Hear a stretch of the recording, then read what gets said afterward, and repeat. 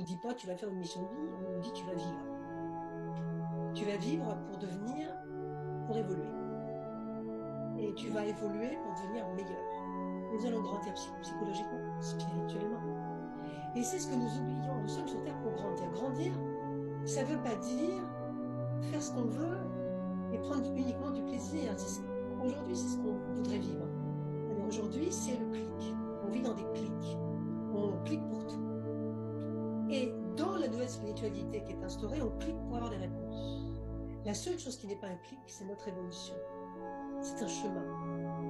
Quand on arrive sur Terre, on entreprend un chemin. Dès sa naissance, on a choisi avant, quelque part, là où on était, de revenir ici ou de venir ici pour une première fois. Quelquefois, on vient pour une première, quelquefois, on vient pour une première et dernière.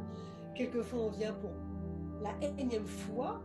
Tout dépend de ce qu'on a à y faire ici et de ce qu'on pense de l'importance d'être ici. On a choisi effectivement notre environnement, on a choisi nos parents. C'est pas forcément des gens qu'on connaît, nos parents. Quelquefois, on les connaît, on les choisit parce qu'on les aime. Quelquefois, on les choisit parce qu'on les déteste et parce qu'on doit se réconcilier.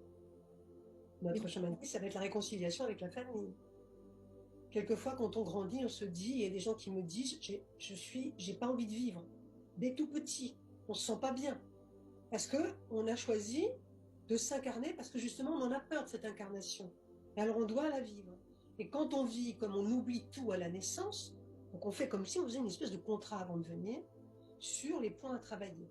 On va revenir pour essayer de travailler. Sauf que, comme on est incarné, la naissance a prévu de tout nous faire oublier. Vous savez, c'est l'empreinte de l'ange, comme on appelle ça. On dit que l'ange pose son doigt ici et pouf, on oublie tout ce qu'on était et il faut tout retrouver. Toutes les informations sont à l'intérieur, c'est-à-dire qu'elles sont disponibles, on peut les retrouver, on peut les percevoir, mais elles ne vont pas nous encombrer.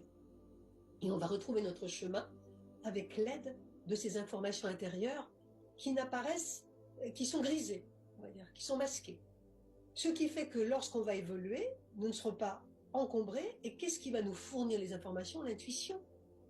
C'est l'intuition qui fait marcher ces informations. Quand on a une intuition, c'est une information intérieure, de ces vieilles informations que nous avons de nous-mêmes, qui fait son apparition et qui nous dit non, ça tu peux pas, tu l'as déjà essayé, ça ne marche pas, ne va pas là. C'est un chemin de vie où on doit développer ce que nous sommes. Et c'est pourquoi il ne faut jamais arrêter de développer ce que nous sommes. La spiritualité voudrait que nous soyons capables d'être vraiment bons, d'être vraiment gentils, d'être vraiment généreux et aimants. Mais ce ne sont que des mots. Ce ne sont souvent que des mots qu'on utilise.